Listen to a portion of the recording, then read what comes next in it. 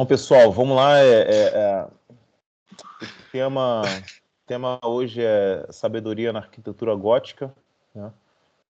É um tema muito relevante para os dias de hoje, para a gente saber, para a gente poder ter a noção daquilo que o professor Olavo fala, de que o curso do The Great, whatever, daquilo que o professor Olavo fala de que o progresso do conhecimento é uma tolice, né? E de que a história ela mostra que não necessariamente houve um progresso do conhecimento, mas houve um esquecimento, né, de coisas que existiam no passado, de sabedorias que existiam no passado, de um conhecimento imenso que existia no passado que simplesmente foram perdidos. Então, isso é algo que a gente tem que resgatar. Os bons filósofos, como Mário Ferreira dos Santos, por exemplo, resgatou muita coisa sobre isso, principalmente de Pitágoras, e outros filósofos medievalistas, tradicionalistas, fizeram uma contribuição muito boa quanto a isso. Mas hoje eu trouxe o tema justamente para a gente poder ter uma pequena noção do que é uma catedral gótica. Quando a gente entra na catedral gótica e vê aquela coisa gigante, assim,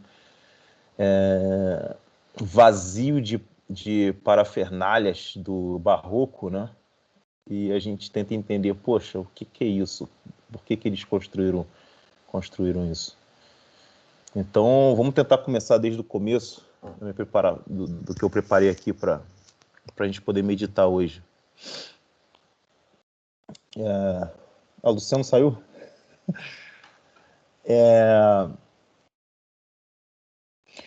Uma coisa que o ser humano percebe muito facilmente e é patente na percepção humana é que ele consegue diferenciar uma coisa de uma pessoa, uma coisa de um ser humano. Isso é muito fácil. É algo que o professor Olavo também fala em algumas aulas dele. E ele percebe isso imediatamente. O que é uma coisa e o que é uma pessoa. O que é um ser humano. E não só o que é o ser humano, como aquilo que é próximo do ser humano, é parecido com o ser humano. Aquilo que é dotado de vida. Né? Aquilo que tem até certo grau de inteligência. Aquilo que é um ser animado. Então você tem os animais, você tem os pássaros, você tem a mosca, você tem as formigas. São seres animados? São seres que são mais parecidos com um ser humano por terem vida do que simplesmente uma coisa. Então, logo quando a gente olha o mundo, a gente consegue separar o que é humano, o que é uma coisa. A gente sabe isso muito bem, muito bem. Só que existe uma situação que a gente se depara, e eu não sei se vocês tiveram uma experiência dessa na vida, agora eu vou partir para um lado meio mórbido agora.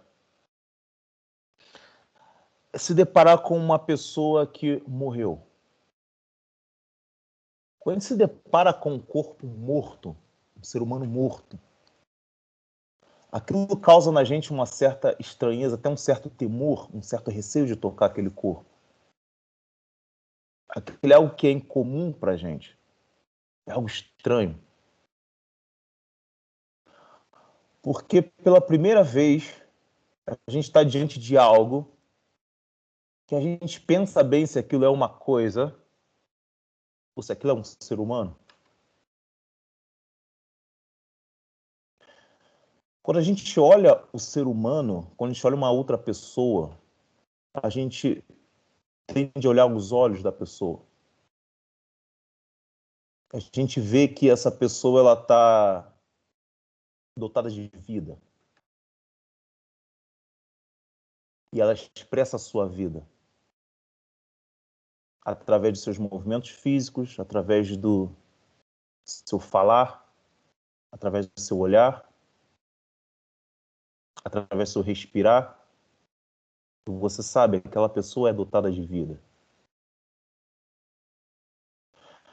Só que um ente morto, um ser humano morto, não tem essas especificidades. Ela não te olha, ela não respira. Essa pessoa morta não move seu corpo. Os músculos não estão rígidos. E ela está gelada quando você toca. Essa pessoa está gelada. Ela está destituída de vida. Mas por que a gente não identifica esse corpo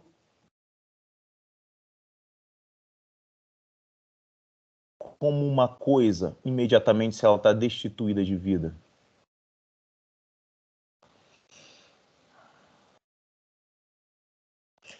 A gente olha para aquele corpo e a gente simplesmente não diz, isso aqui é uma coisa qualquer. Isso aqui tem tanto valor quanto uma cadeira. Eu digo o valor humano de uma cadeira. Qual o valor humano de uma cadeira? Nenhum valor. A gente não olha um morto e diz, isso aqui tem um valor humano como o de uma cadeira. Isso é bizarro, né, cara? Você já parou para pensar nisso? Quando você olha aquela coisa assim, vazia de vida, mas ao mesmo tempo, cara, isso é sim um ser humano.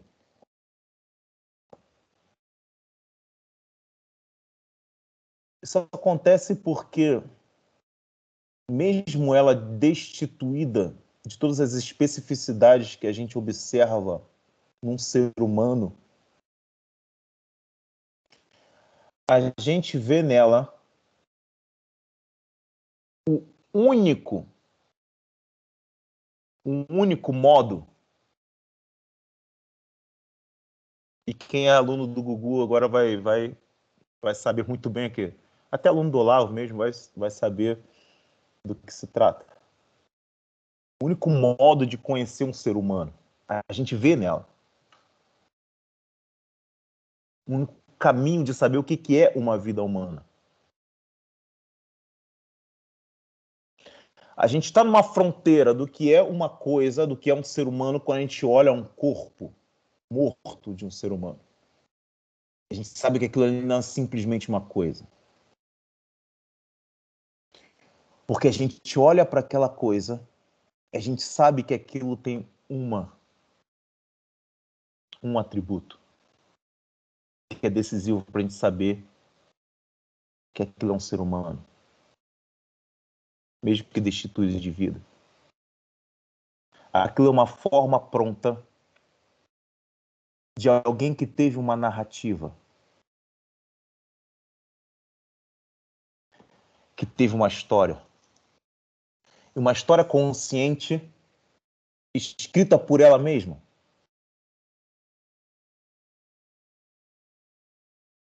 E toda aquela história agora é um livro fechado. Mas é uma narrativa que foi feita conscientemente por uma pessoa real.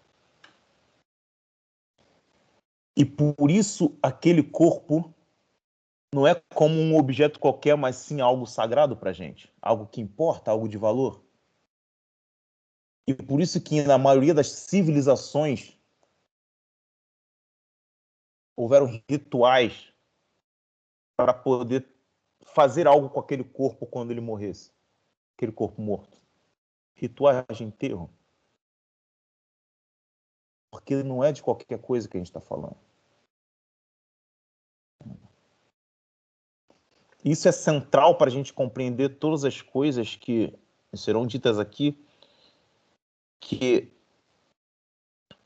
tudo que a gente olha ali naquilo a gente olha para uma narrativa. E dessa mesma forma, desse mesmo modo, por milênios, as tribos olhavam para o universo, para o mundo, assim, não como uma coisa, não como uma casa ou como uma pedra ou como uma cadeira, e sim como uma narrativa. Ok. E as narrativas têm seus mitos. Esses mitos eram compostos por personagens que eram parecidos com seres humanos. Eles iam constituindo a narrativa daquilo que existia, que estava ali perante eles como a realidade.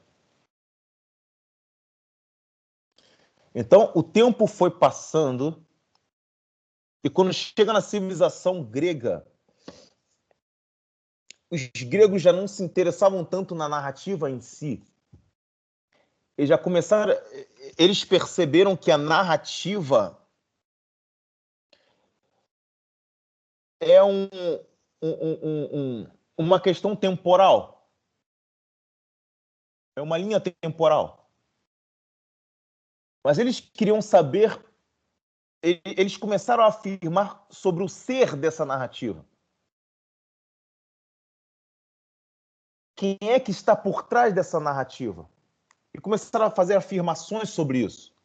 Ou seja, eles começaram a sobrepor o tempo e perceber que para existir uma narrativa no mundo era preciso ter algo que estava além do tempo, que era imutável. Que era imutável. E aí você vê que surge a filosofia de Parmênides, né? De que todas as coisas são imutáveis, né? O ser é imutável. E você vê o desenvolvimento disso durante a Grécia. E quando a gente chega na Idade Média, você tem toda uma civilização que tem como estereótipo uma conciliação da narrativa com o ser imutável. E eles conseguem fazer isso muito bem. Então, você tem toda aquela narrativa cristã, eles se ocupam dessa narrativa e, ao mesmo tempo, eles se ocupam sobre a natureza do ser. Quando chega na escolástica, essa coisa já está muito avançada. Então, você tem ali, antes da escolástica, você tem os centros de estudos monásticos que eles chegam numa compreensão tão profunda da coisa toda, tão profunda, mas tão profunda, que o professor Lavo cita o Hugo de São Vito e cita o que eles diziam na época, que era a inveja dos anjos, né? Inveja dos anjos, e tão profundo que eles conseguiam chegar nas conclusões. E isso, essa camada, esse nível tão alto de intelectualidade para integrar a narrativa com o ser, ele chega a um tal ponto que ele se espalha pela sociedade e compõe todo o imaginário social da Idade Média. Então, as pessoas na Idade Média, isso é um esquema antropológico, né? Acho que é um esquema antropológico muito, muito patente, de que o ser humano ele tem desejos miméticos, né? Ele segue certos padrões miméticos certas autoridades. Essas autoridades se chamam elite, seja elite financeira, seja elite militar, seja elite intelectual. A sociedade tende a seguir as camadas mais altas da sociedade, como um exemplo. Então, a direção que está tomando uma camada intelectual, o alto nível intelectual de uma sociedade, é para onde vai ser direcionada a sociedade. A elite intelectual vai direcionar, vai puxar a sociedade para aquilo que eles estão pensando, refletindo, meditando, filosofando. E forma o imaginário das pessoas, forma o imaginário da sociedade. E aí forma a cultura.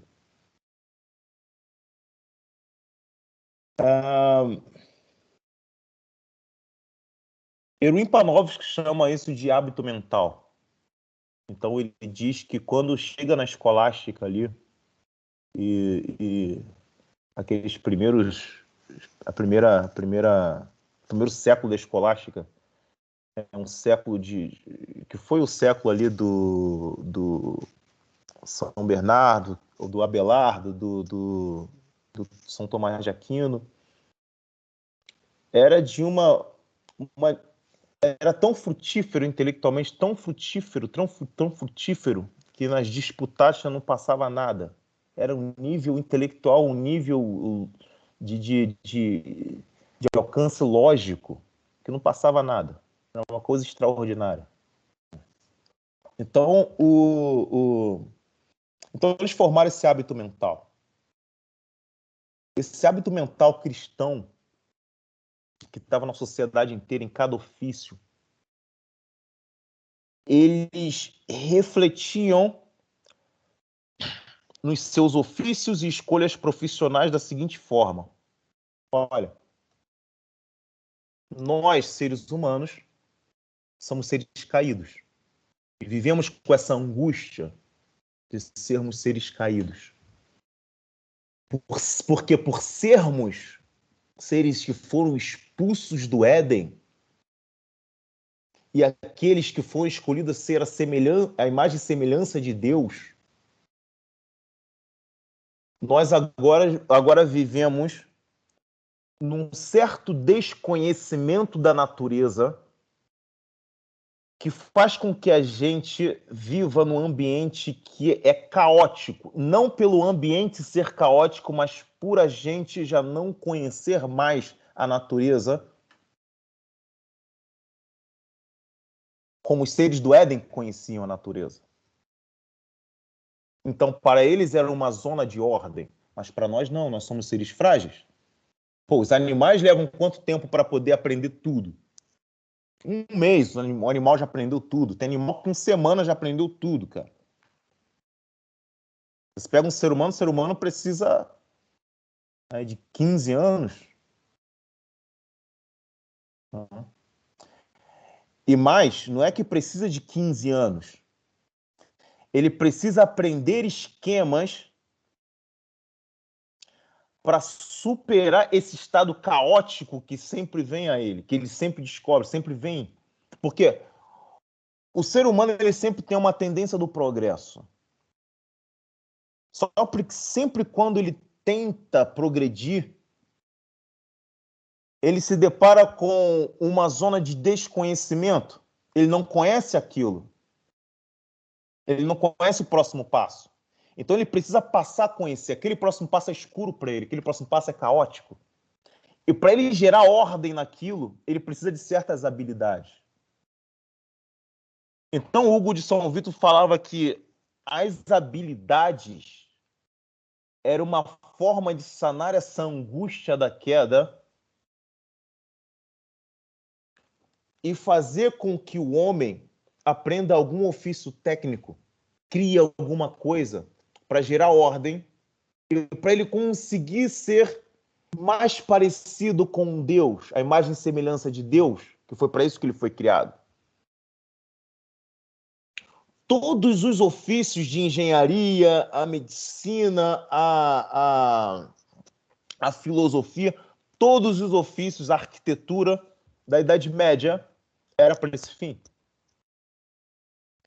Ser uma pessoa boa, e ser uma pessoa boa é ser um bom ser humano cristão. Um bom cristão, essa era a virtude.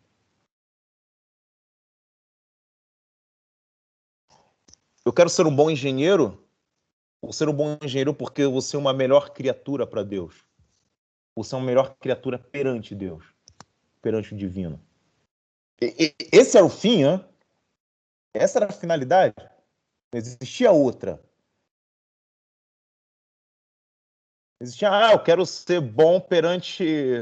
Quero dar orgulho aos meus pais. Eu quero dar orgulho ao meu chefe na empresa. Não era isso. E o Erwin Panofsky é muito claro sobre o hábito mental na Idade Média, vindo desde da elite intelectual até a classe mais baixa. Até o servo.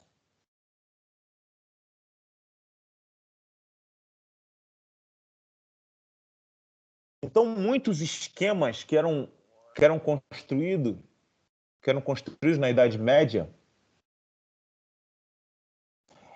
eles eram construídos com esquemas simbólicos que representava essa ordem que eles queriam fazer parte. Eles queriam ter a participação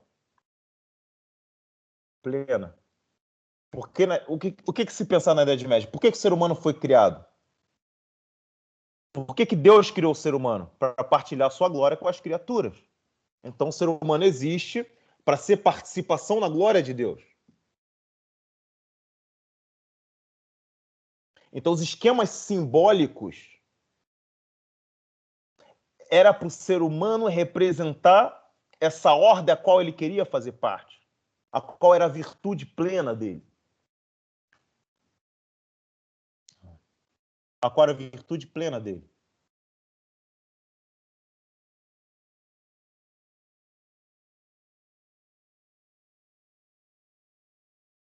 É nesse esquema, é nesse ambiente, é nesse hábito mental que os arquitetos construíram os templos góticos.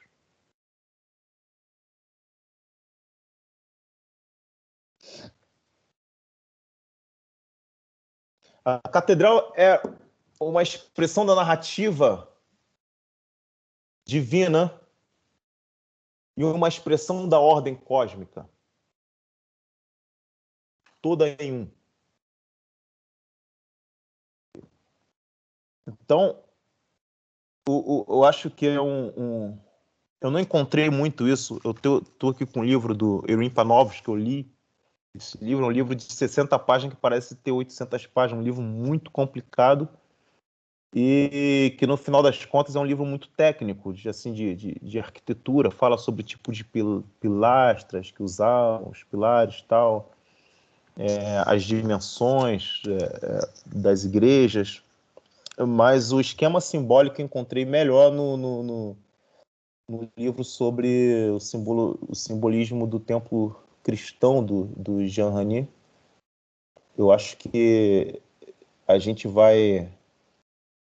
Eu vou me guiar por ele, pelo resumo que eu fiz dele. Então eu vou ler alguns trechos aqui para a gente poder entender como é que um arquiteto pensava a construção de uma arquitetura gótica, de um templo gótico. Como é que ele fazia, como é que eram esses detalhes simbólicos? E isso é muito interessante, porque desde o exterior do templo, desde do ambiente que separava, porque templo quer dizer separação, né? Templo e tempo querem dizer separação, desde o ambiente de fora até o ambiente de dentro, cada detalhe do templo não está ali em vão. Tudo tem uma explicação. Isso é uma coisa impressionante. E eu acho que tanto o Jean Ranier e os tradicionalistas, eles mandaram muito bem nisso. Eles fizeram uma pesquisa muito, muito boa, muito profunda sobre essa questão simbólica da arquitetura gótica. Então, eu vou ler alguns trechos aqui para vocês. São trechos preciosos. Eu acho que gente tem que estar bem atento a eles, que vai ajudar a gente na compreensão da sabedoria no templo cristão na Idade Média. Então, aquilo que eu estava falando com vocês, que ele diz, imitamos Deus no ato de criar, e o templo imita a relação do cosmos com o divino nos símbolos do quadrado e do círculo, onde o primeiro, ou seja, o quadrado, é a forma do cosmos, e o último, o círculo, a forma divina. A superfície do templo é uma cruz, como já vou mostrar para vocês aqui na planta baixa da arquitetura do templo gótico. É uma cruz que estende até o alto da catedral, em que a superfície sempre está em contato com o transcendente.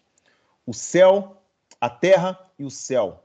Ou seja, essa cruz que ele está falando, ele vem desde a planta baixa e ele sobe até o teto, ou seja, toda a igreja em forma de cruz. E essa cruz traz toda a dimensão do cosmos, porque ela está em 3D. Essa é a ideia real da coisa. É realmente mostrar essa cruz em 3D, para mostrar todo o esquema na totalidade do universo, em tempo e espaço. Essa conexão se dá em todo o templo. As coisas de baixo e as coisas de cima estão sempre em contato, representando o centro, que é Deus, e está em todo lugar. Em uma parte vocês vão ver onde está localizado o coração do templo.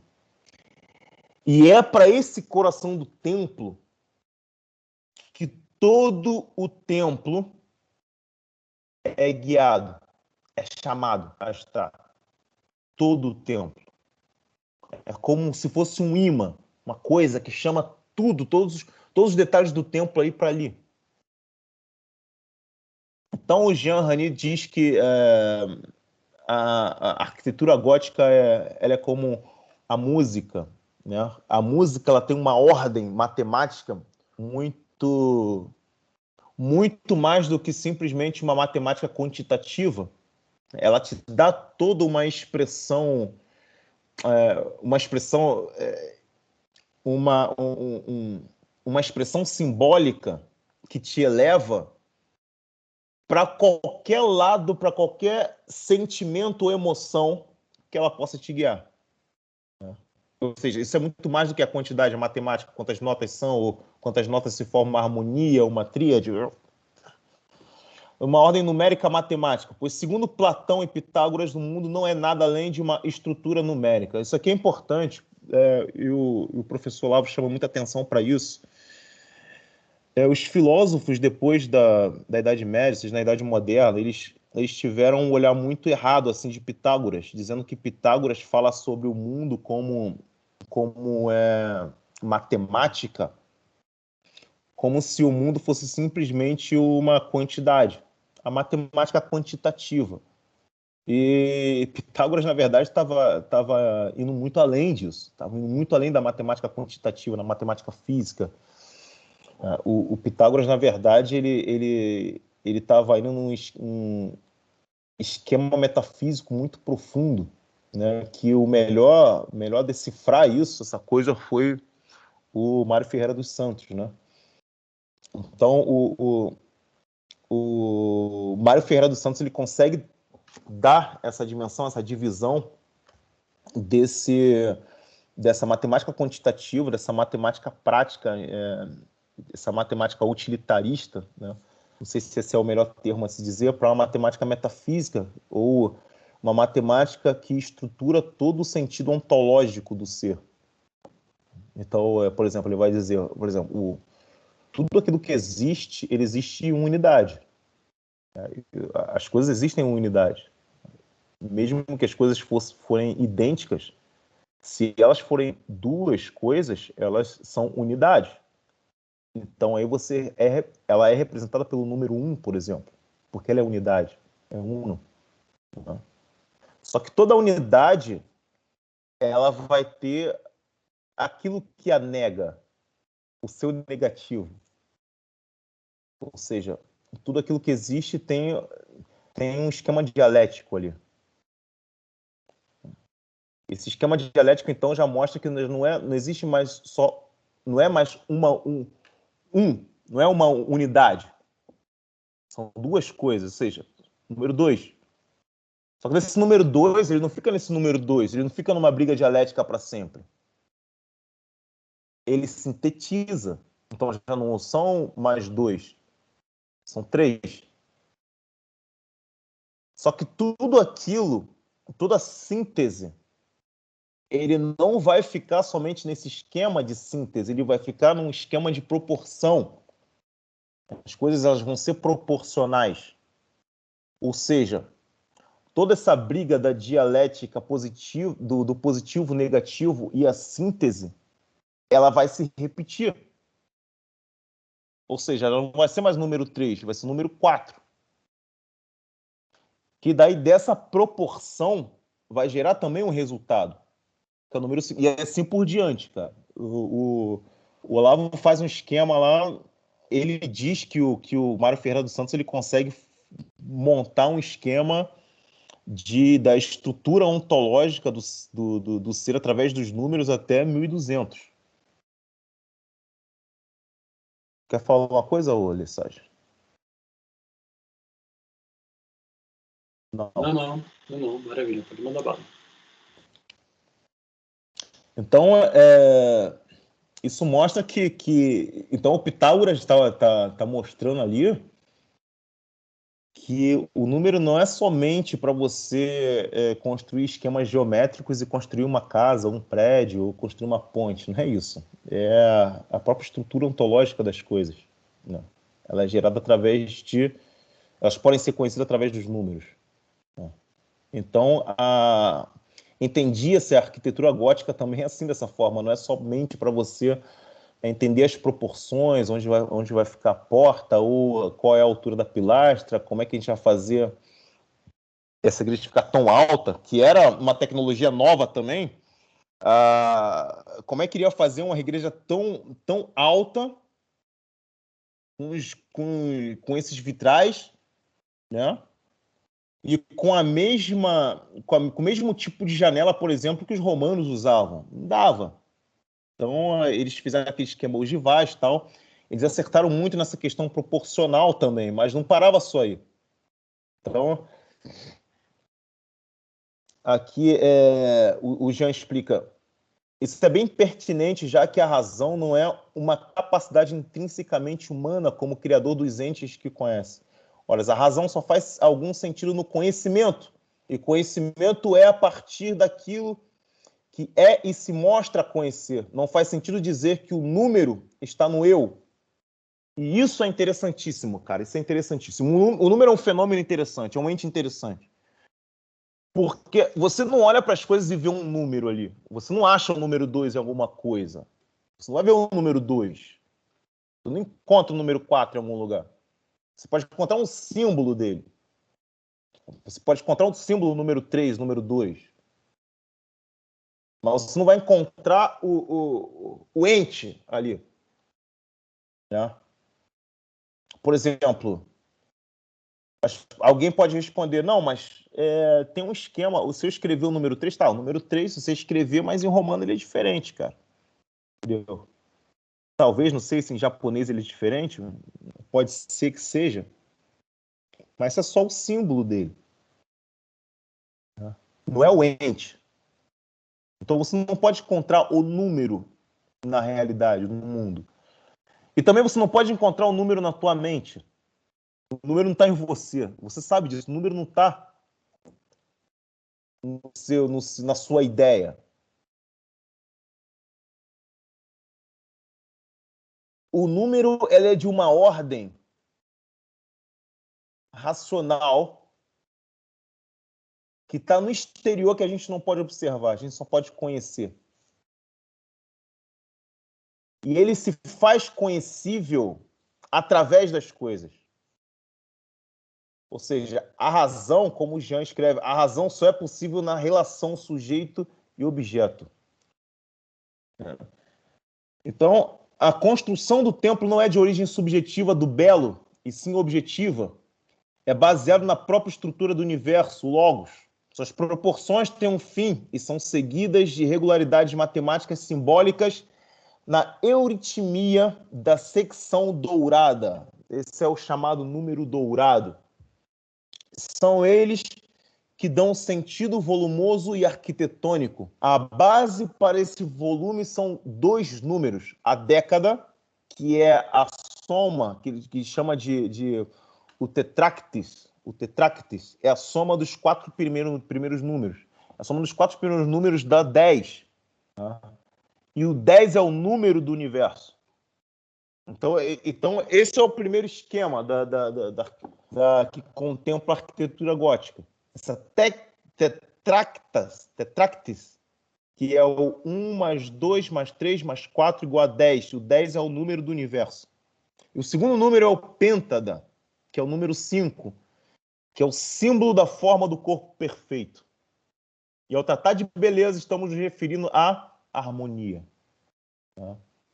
As relações numéricas podem ser simbolizadas e representadas por duas séries de números, 4, 8 e 16, que simbolizam o ente mineral estático, e os 5 e 10, que são os entes orgânicos e animados. Os últimos simbolizam movimento, enquanto o primeiro é estável.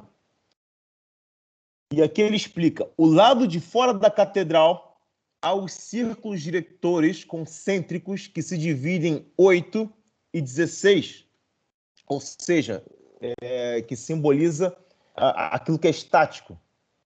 E no interior se divide em 5 e 10, aquilo que é animado. Aquilo que é animado é aquilo que é vivo, ok? Aquilo que é vida. Mas a harmonia mais misteriosa é a medida da abóboda, que fazendo-a em pés e polegadas, medem 8, 8 e 8, respectivamente. E aqui, eu acho, essa catedral aqui é a Catedral de Troyes. Quem fala francês vai pronunciar melhor que eu, porque eu não tenho noção de como se pronuncia francês, é muito, muito complicado. Aqui é Troyes? Troyes. Pode compartilhar com a gente, Douglas. Compartilhar o quê? A imagem da igreja? Ah, sim, eu vou ver aqui. Mas aqui está falando da abóbada, da igreja de Troyes, que é 888. Vou compartilhar com vocês, mas veja isso aqui. Existe um estudo chamado gematria. Gematria é os gregos, eles transformavam simbolicamente os números em letras, ok? E cada número representava uma letra. Então, já na gematria, o 888 representa o nome de Jesus. Cara, olha só. A medida da abóbora em polegadas medem e em pés, eles vão medir exatamente 888, que representa o nome de Jesus. Porque já na geometria é um símbolo para as letras gregas. E aqui eu vou ter que colocar para vocês, cara.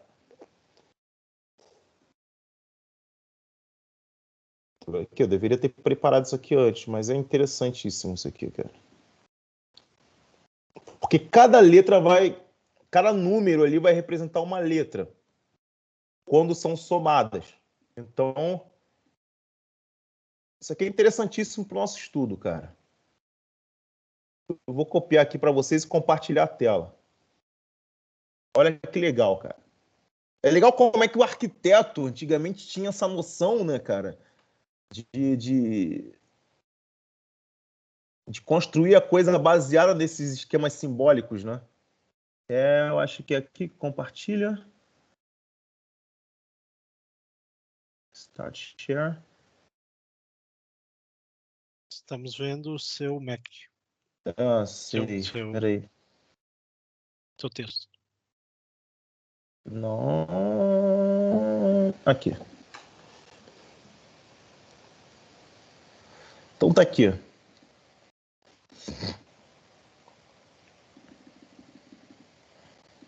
Então vocês vê, eu não sei grego, então eu vou dizer, vou traduzir a língua que a gente fala aqui. O I representa o 10, mais o H, o 8, mais o C, o 200, mais o O, o 70 mais o V, o 400 mais o C, que é o 200, e a soma dele vai dar 888.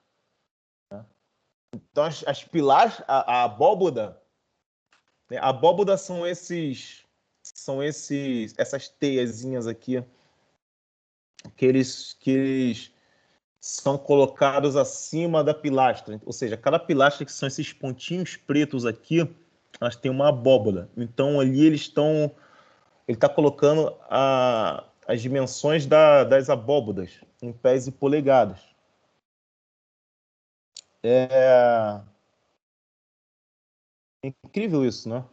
Engraçado que a primeira vez que eu vi esse esquema da igreja de Troyes foi no documentário do Discovery Channel, assim.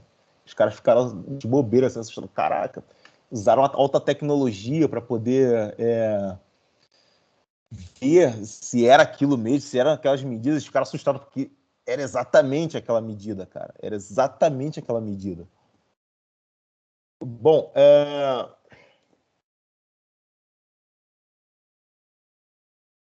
e esse é o primeiro exemplo assim da geometria, né, que eles usavam, dos esquemas pitagóricos que eles usavam para construir a catedral e representar ali algum símbolo sagrado do cristianismo.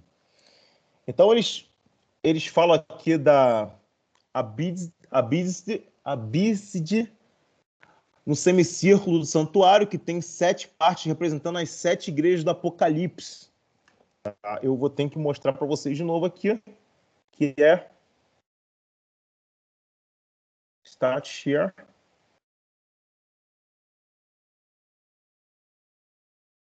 Que são essas aqui, ó. E a gente pode contar os espaços: 1, 2, 3, 4, 5, 6, 7. Então sempre vai ser esse padrão aqui de 7 representando as 7 igrejas do Apocalipse. Beleza? E também o número 7, ele é simbolicamente muito importante no cristianismo, né? E até nos esquemas numéricos mesmo. Bom, o fecho da abóbora... tá. Aqui tá falando da pilastra, cara. Olha a pilastra, também na Catedral de Troyes. E são ali 66 colunas para sustentar as abóbodas, representando, então, o número da besta 666. Simbolicamente, a besta está sendo esmagada na coluna. O fecho da abóboda angula 26 graus, dando menção ao número 26, que é o número grande nome divino Yehoah. Aqui Yehoah está representado em umas letras gregas que eu não sei ler no grego, tá? Que é o WH, que é o YHWH. Quem sabe grego, por favor, pode me ajudar aí. As proporções douradas, né, e as expressões gemátricas eram o que dava sentido arquétipo da arquitetura do templo cristão, diz o Jean Rani. Aqui ele também faz uma menção à orientação do templo, a direção, para onde que se ora, para onde que o templo ele é construído. Então a gente vê que nada era em vão, nem mesmo a estrutura da planta para onde o templo deveria ser construído, que era para o horizonte, né? A orientação do templo se dá desde os primórdios do cristianismo, ou seja, desde antes do gótico já existia esse símbolo, quando na casa de Hiparco havia uma sala de oração onde se encontrava uma cruz nos fundos. A direção era para o oriente, no sentido de que a oração deve antecipar o sol. Orígenes explicita a importância de se ter a orientação quando se ora virado para o caminho, e o caminho é Jesus, e a direção é oriental. A nave é uma cruz em 3 dimensões, como eu tinha dito aqui para vocês. Ela dá os pontos cardeais do mundo, o seu volume é o espaço. A cruz dá o sentido não somente de direção do mundo, mas do próprio eixo existencial do espaço ou a unidade divina.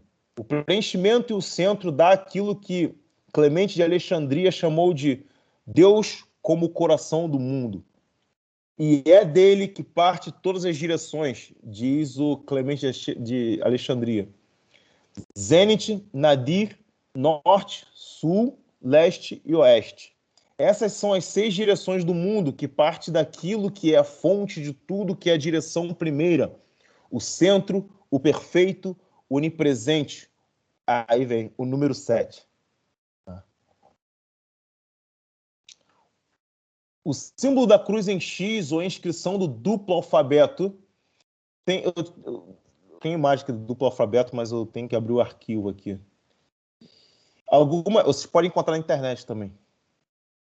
Algumas hipóteses simbólicas. Pode se referir ao ato de criação através das letras número A e o número... Qual é esse número aqui em grego, cara?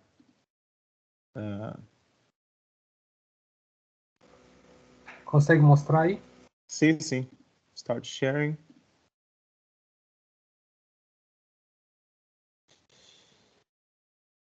Esse número aqui. Esse é o ômega, Esse não é? símbolo. É o ômega, né? Alfa Y ômega. Esse é o Ok. Ok.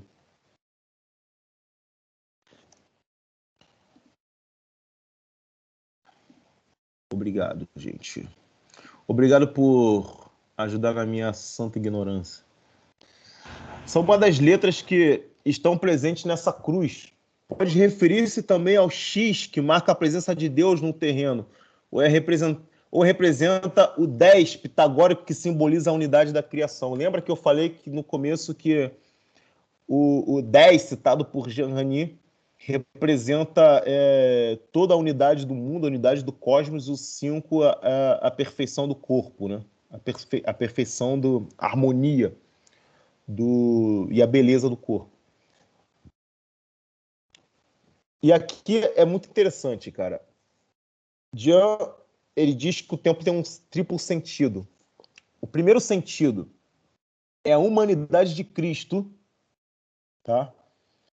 E isso vai resumir todo o sentido de um templo cristão, cara. Ele está ali com esses 3 temas em um, que é a unidade de Cristo, segundo, a igreja, e o terceiro, a alma de cada fiel. E agora é interessante, esses 3 pontos de vista são indissociáveis e os 2 últimos são consequências do primeiro. Ou seja, tudo aponta para a humanidade de Cristo. O templo é o corpo de Cristo e vice-versa. Interessante, né, cara? Podemos entender da seguinte forma: a nave é o corpo de Cristo, o coro é a cabeça, o transepto os braços. O que é o transepto? O transepto é isso aqui, ó.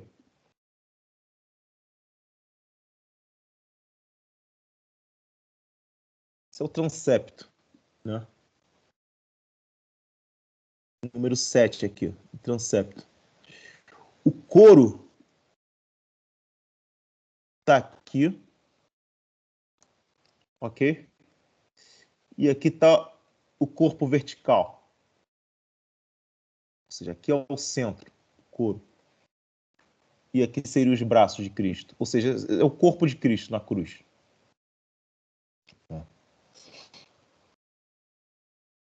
Eu queria deixar essa planta aqui aberta o tempo todo, só que... Eu estou compartilhando com vocês, gente? Agora vemos você, mas agora há pouco estava na foto, o transepto. Tá, vocês viram a foto, né? Tá legal. Eu queria compartilhar o tempo todo, só que eu não quero perder essa leitura aqui do Jean Rani, porque fazer de memória eu perderia muita coisa aqui, que não dá para memorizar tudo isso aqui. Sem problemas. Manda bala aí. E vice-versa. Podemos entender da seguinte forma. Bom, isso aqui eu já li. Olha isso aqui. Sendo o corpo humano um microcosmo dentro de um macrocosmo, no grego é representado pelo 5, a perfeição do corpo humano, como diminutivo ou metade de 10, a unidade do mundo. O templo, como corpo humano, está representando ao mesmo tempo o mundo. Se vermos o que diz a tradição, o primeiro homem Adão, cara, olha isso aqui, o primeiro homem Adão, que em grego é Adam, A-D-A-M, tem em cada letra as iniciais gregas para os 4 pontos cardeais. Letra A é o Anatolê, que é o Oriente. Letra D, Disme, que é o Ocidente. A letra A, Arctus, que é o Norte. A letra M, Mesembria, que é o Sul. Sendo a representação simbólica das letras somadas é igual a 46, que é o número de dias da construção do templo citado na Bíblia. Eita, pego. Você é louco, velho. A parada é tudo pensada, cara. Foi tudo pensado. Entende? Quando o Heroim Panovas fala sobre hábito mental da galera de todas as classes, de todos os ofícios. A igreja pronta é o assunto da arquitetura. Obviamente, pois dela se trata daquilo que é estático. Mas o simbolismo do templo pode se estender à igreja que está por fazer na primeira pedra, a pedra angular. Quando Jesus diz que Pedro virá a pedra que fundamenta, Pedro será a pedra que fundamenta a igreja. Essa é a base da prece feita quando se coloca a primeira pedra no início da construção, marcando-a com uma cruz, para que figurasse o corpo de Cristo como marca naquela pedra. A pedra angular é a pedra que foi rejeitada pelos homens. O próprio Cristo fundamento da igreja. Esse é o princípio do corpus místico. Eu tô tentando lembrar uma música aqui, cara, que eu cantava quando era pequenininho. A pedra que foi rejeitada ficou como pedra angular. A pedra... Eu esqueci a letra, mas lembra muito essa música, cara. Uma coisa maravilhosa. Como o cristianismo é a unidade dos servos de Cristo, partindo dos apóstolos, cada pedra quadrada e polida que segue a pedra angular representa os santos.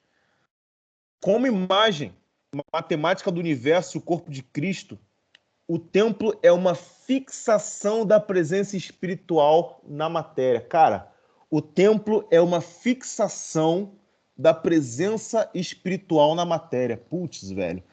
É por isso que cada pedra do templo é sagrado, né, cara? Cada pedra do templo é sagrado. Ou seja, cada matéria ali do templo é possuída pelo Espírito Santo, cara. Simbolizando o processo de descida de Deus ao homem, a fixação da influência espiritual na consciência corporal. E é esse tipo de raciocínio simbólico que o Jean Rani apresenta aqui, que o Heroim Panovski, por mais que seja talvez o maior defensor da arte mais antiga, mais tradicional, né? Ele não chega a essa contemplação que o Jean Rani faz acerca do templo cristão. Também não é muita proposta do livro do Heroim Panovski, mas eu não sei se ele tinha esse conhecimento. Agora que a gente vai partir para o sino também. O sino é algo curioso também, né? Por que do sino? O sino pode ser compreendido como o som espiritual que afasta os maus espíritos. Também o som de boas-vindas aos convertidos. Em várias culturas, o sino tem um significado do som sobrenatural. Em várias culturas, viu? Por isso, os instrumentos que melhor soa para dar um vibrante som ao sino é o bronze. Por isso as igrejas medievais os sinos eram de bronze. Né? Purifique da graça a atmosfera sagrada. E agora, curioso, o galo no topo do campanário não apenas representa a passagem bíblica do canto do galo de São Pedro, mas é símbolo pitagórico também.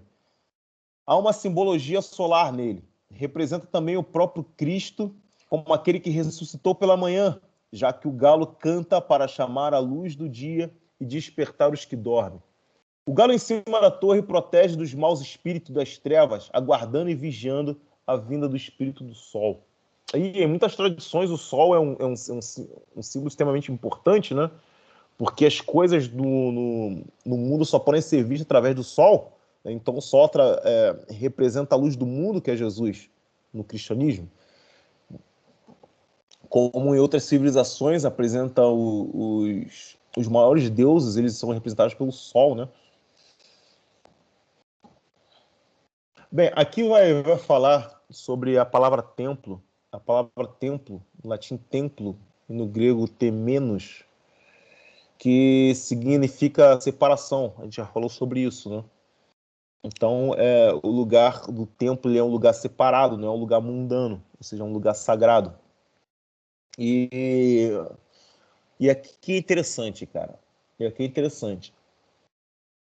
Toda separação, você vai ter o ponto, o border, né? O ponto de fronteira, o ponto que divide, o ponto de entrada, tanto do profano para o sagrado ou do sagrado para o profano. Então, o Eruim Panofsky vai falar que esse lugar obviamente é o pórtico, né? É o pórtico da igreja. Aí ele diz aqui, ao entrar no lugar sagrado, que é o templo, deve-se sagrar-se. Né? Porque a gente está vindo do mundo. Não é que a gente está vindo do mundo. Né? A gente está vindo da zona secular. Para entrar no lugar sagrado.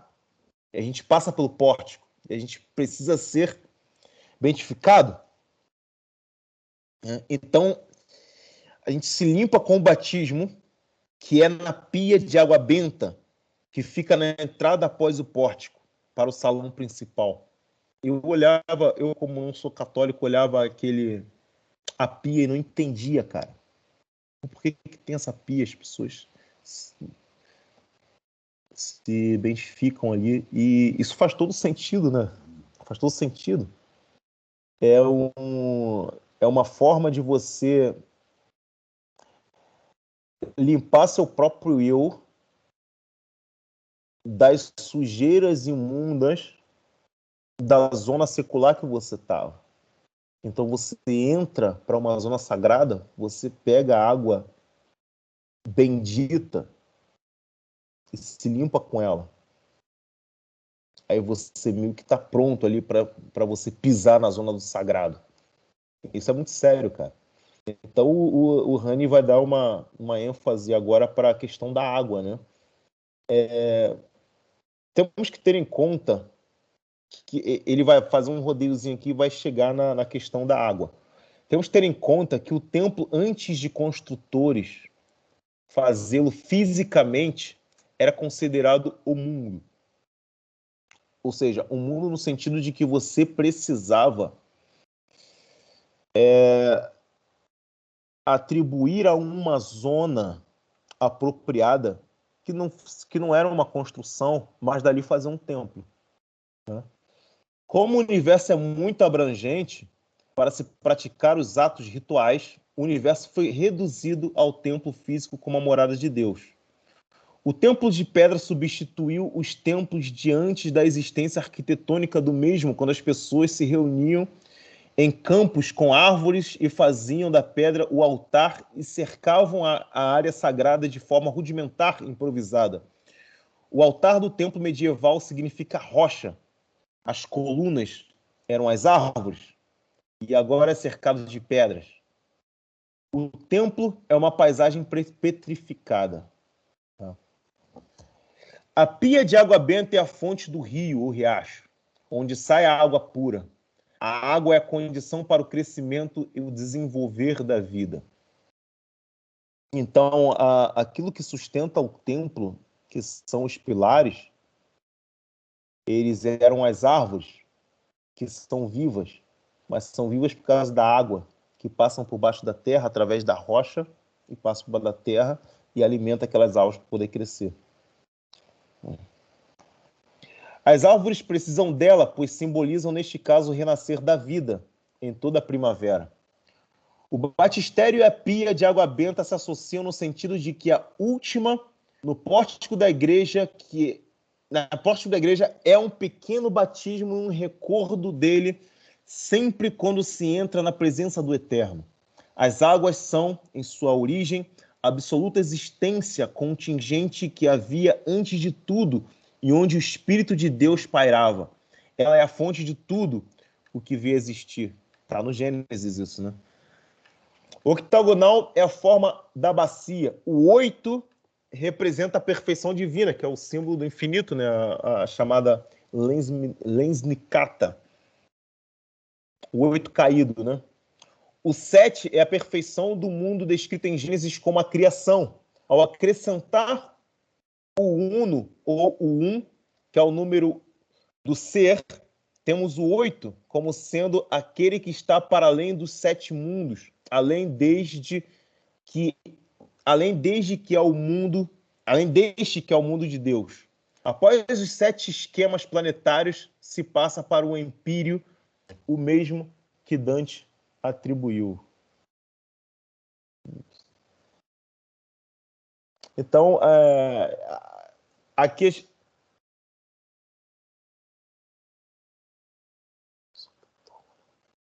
aonde vemos o octógono? Não entendi a pergunta. No batistério, se eu entendi bem. Ah, no batistério, Entendi. É por causa da forma do batistério. Ela é octagonal. Não sei, você... para quem já foi muito em catedral gótica, principalmente na França, pode observar se é um octógono mesmo. Eu mesmo nunca reparei nisso.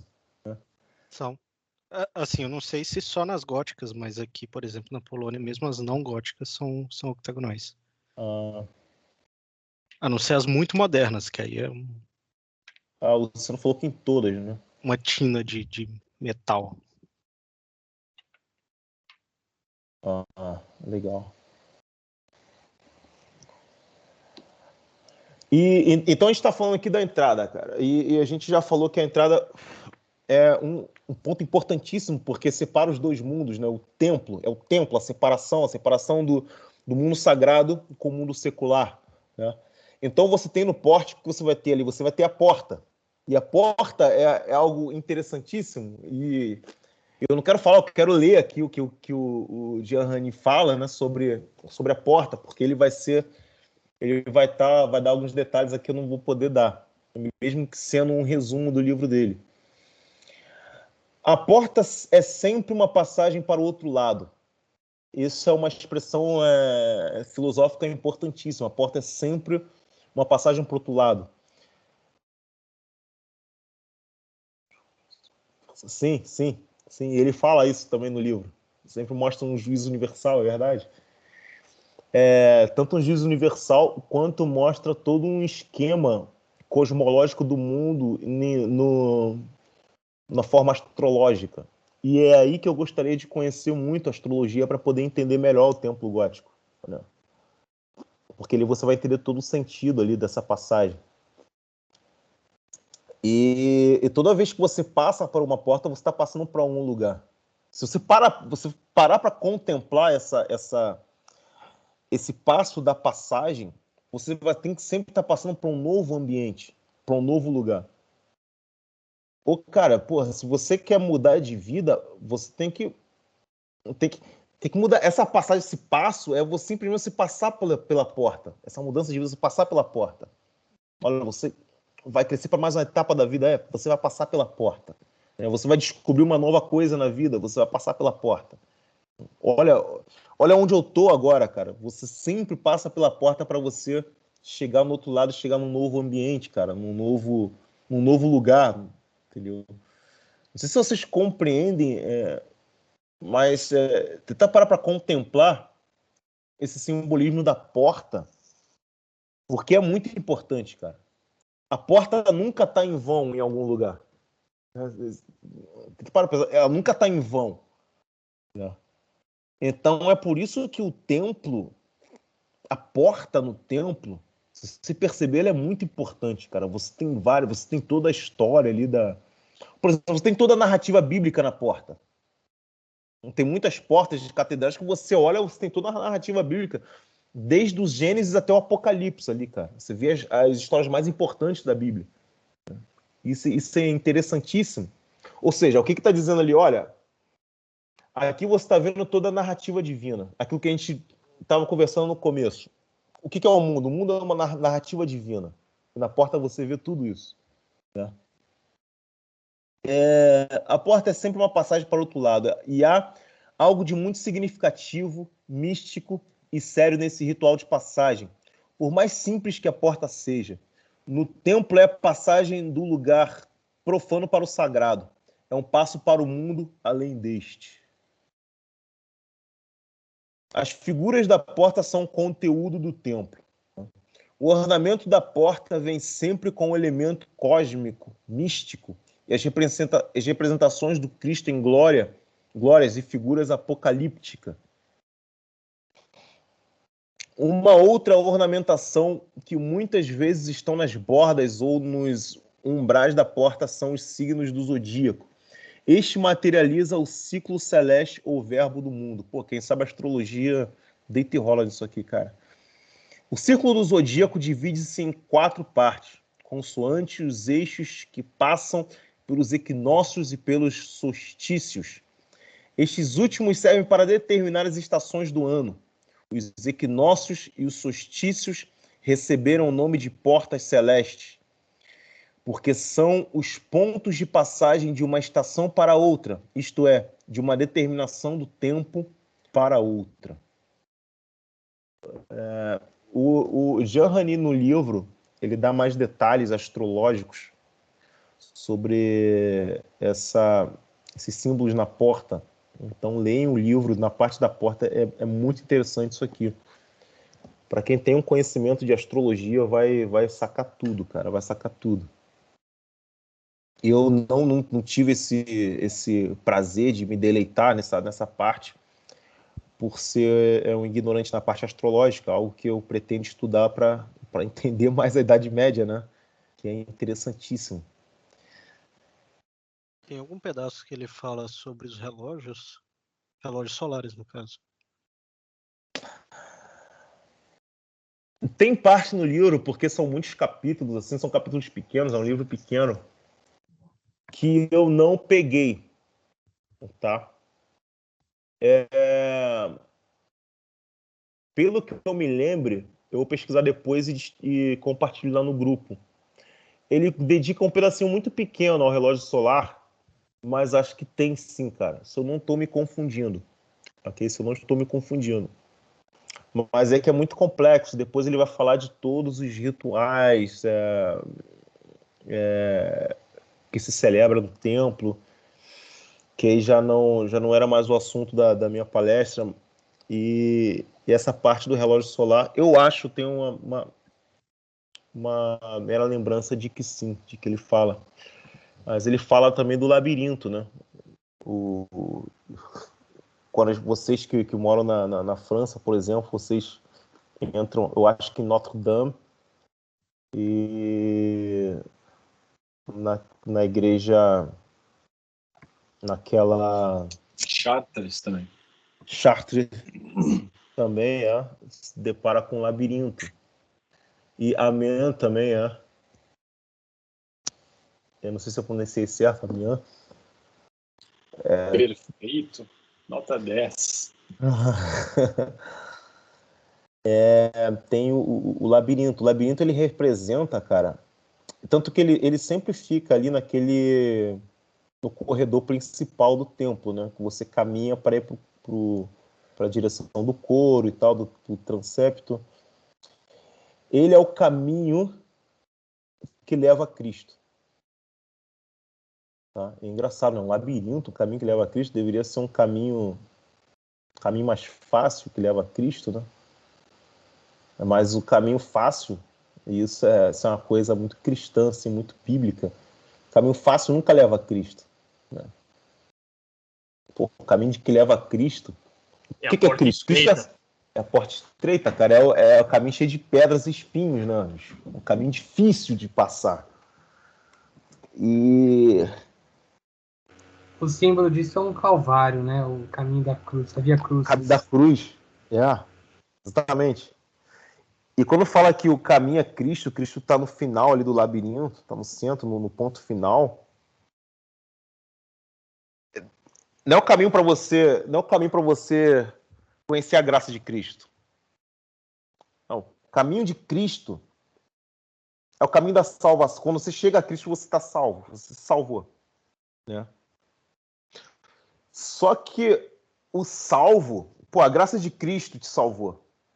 Só que você peca todo dia, você precisa pedir perdão todo dia, né? Você precisa pedir perdão todo dia para Cristo. E não é fácil isso, porque a gente erra todo dia. Nós somos um bando de Zé Manés. Nós erramos, somos pecadores. Então isso é muito, muito tortuoso para o ser humano. Mas só que esse é o único caminho que a gente pode se salvar, que é o caminho de Cristo. O alvo é Cristo sempre. Então o labirinto ele é difícil, mas ele tem um alvo, cara. Ele não vai te levar para o nada, vai te levar para Cristo. Então eu acho que disso eu nunca vou me esquecer quando eu pisar dentro de um templo, cara, gótico, e olhar um labirinto, pisar ali, cara, isso aqui é o caminho que leva a Cristo, bicho. A vida é difícil, entendeu? A vida é difícil, mas tem um target, tem um alvo, tem uma salvação ali. Bom, Douglas, você sabe dizer se esses labirintos, porque se eu não me engano, na Duomo de Milão tem um também, mas você sabe dizer se eles são realmente do período gótico ou se são posteriores? São do período gótico. São do período gótico. E exatamente com esse sentido, de você passar por um caminho difícil para chegar até um alvo, que é Cristo. Que esse alvo a gente vai ver que é o coração da igreja, né?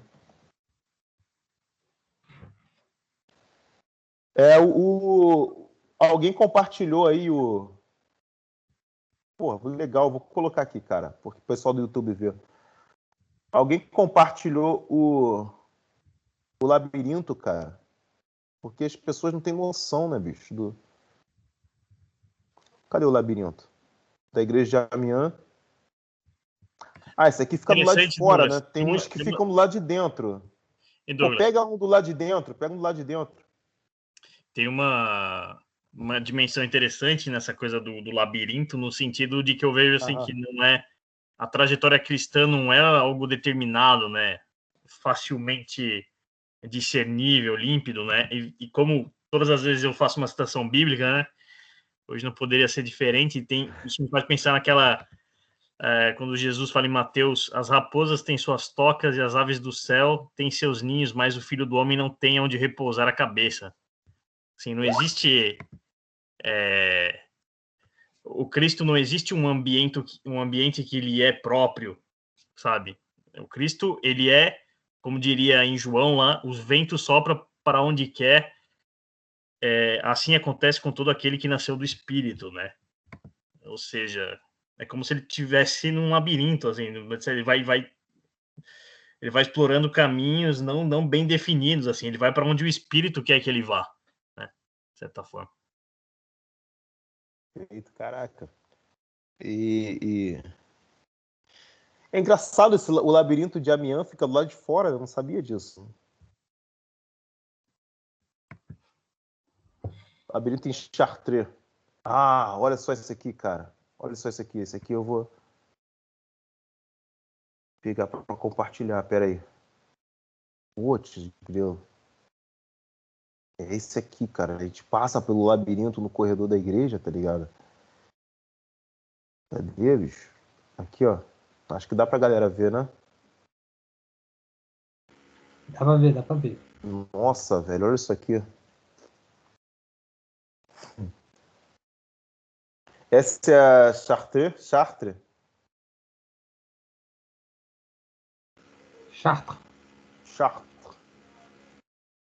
Pô, lindíssimo, cara. Lindíssimo.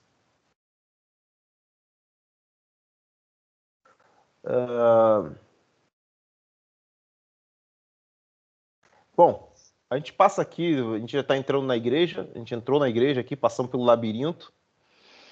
A gente realmente está naquele corredor ali, né? E aqui ele vai dizer: ao entrarmos à porta, nos deparamos com aquilo que parece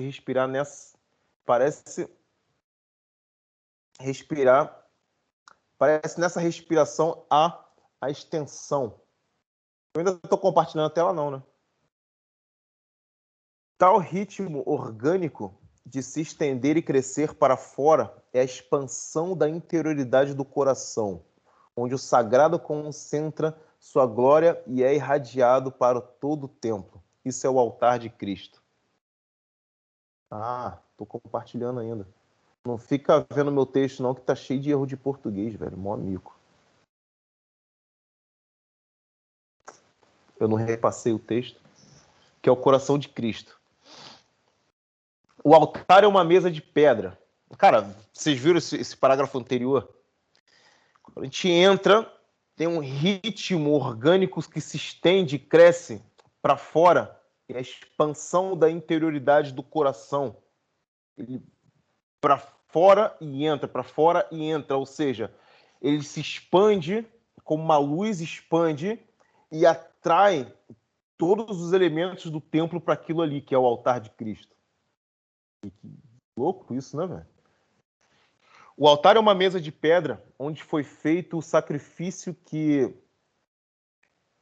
forma contato com Deus, herdado do judaísmo, onde o altar é o Cordeiro de Deus, imolado na Nova Jerusalém desde o começo do mundo. Ou seja, aqui está falando de uma já dá uma ênfase aqui a temporalidade, né?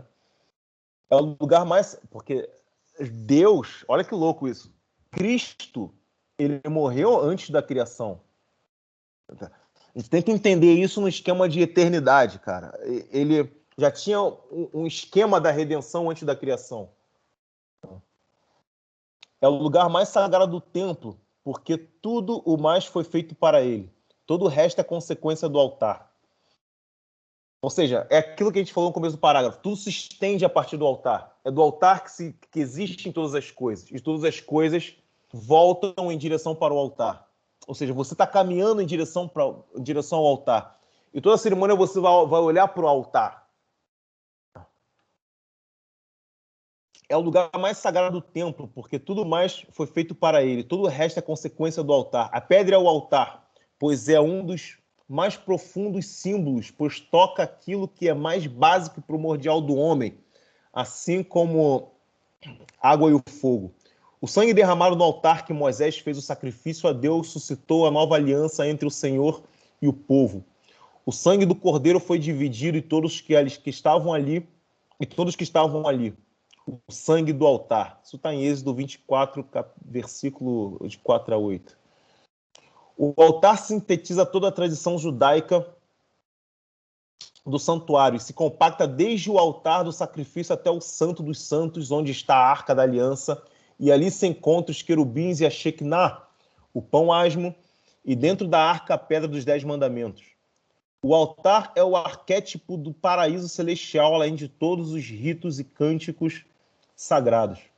A pedra a qual Jacó dormiu, Betel, tendo o sonho onde via descendo e subindo, se torna simbolicamente o centro do mundo, onde a escada para o céu é o eixo do mundo. Ali é o lugar onde o anjo desce para trazer a mensagem celestial. Aquele episódio de Jacó, né, que estava viajando, dormiu em cima de uma pedra como um travesseiro, e ali sonhou, né, que tinham anjos subindo e descendo. Uma escada, né? E a escada simboliza exatamente essa conexão do mundo terreno para o mundo celestial. Então ele acordou e colocou o nome daquela pedra de Betel.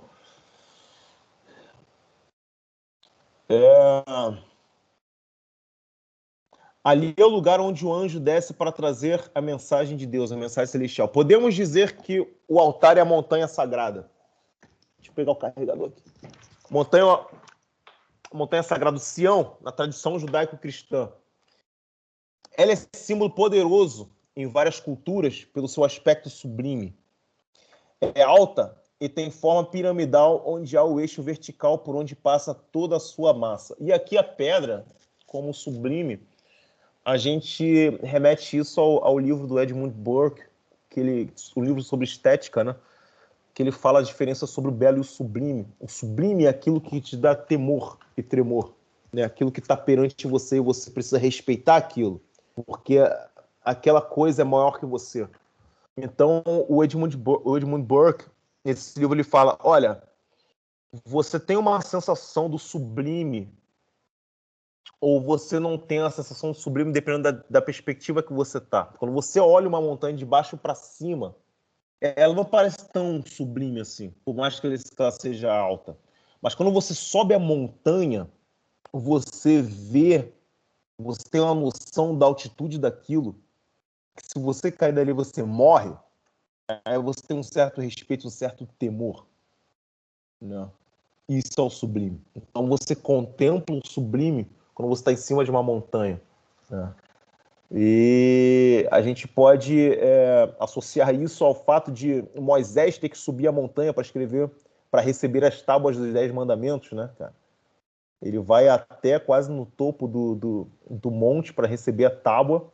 E por que isso? Porque aquilo ali é algo que é sublime, é algo que está distante do terreno. É algo que você tem que respeitar, é algo que você cair, você morre. É algo que te causa medo, temor, um respeito. Né? Podemos dizer que o altar é a montanha sagrada do Senhor na tradição. Já li isso aqui. É alto e tem forma piramidal. A forma piramidal é importante, onde há o eixo vertical para onde passa toda a sua massa. A base toca o chão, na posição vertical alcança o céu. Em sua estrutura encontra-se as 3 etapas do mundo: o inferno, a terra e o céu. A água que escorre da montanha forma os rios que dão aos seres vivos a condição necessária da vida. Esse movimento da água para a terra representa as bênçãos de Deus para o mundo.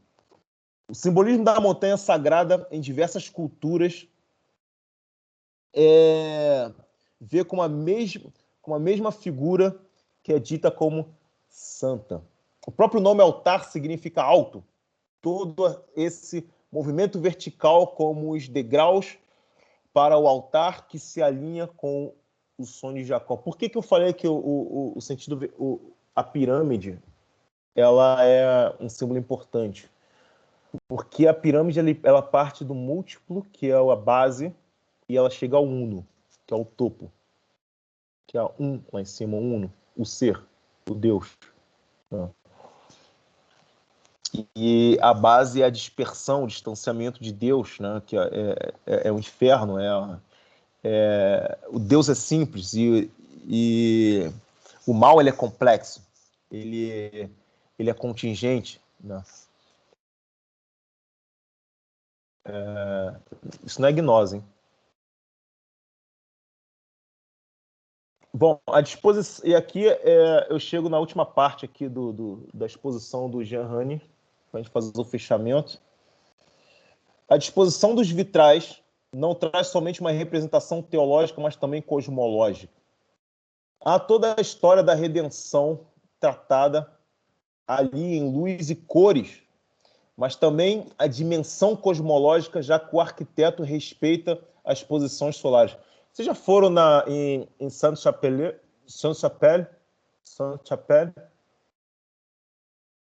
Eu acho que a capela atrás de Notre-Dame. Da minha parte, sim. Eu fui lá. Eu vi em fotos, parece ser uma coisa lindíssima, né? É um milagre. É uma coisa assim de deixar sem palavras. Eu imagino, né? Como se pronuncia Sainte-Chapelle? Exatamente. Sério. Pô, tudo bem. Assim como podemos observar em Sainte-Chapelle, que os vitrais nos obrigam a olhá-los... Agora já piorou. Já piorou, né? Começa a repetir, começa a cagar a coisa. Né? Nos obriga a olhá-los de norte, sul, ocidente e oriente.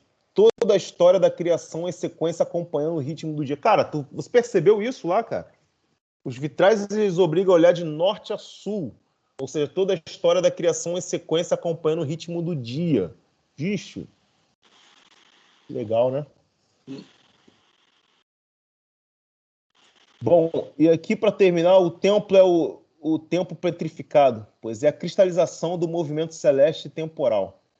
Enquanto o templo é simbolicamente o espaço do mundo, sendo ele o centro do espaço, o rito é a transformação do tempo profano no tempo sagrado. Cara, ou seja, o templo ele só vai se tornar sagrado, ele só vai fazer um sentido mesmo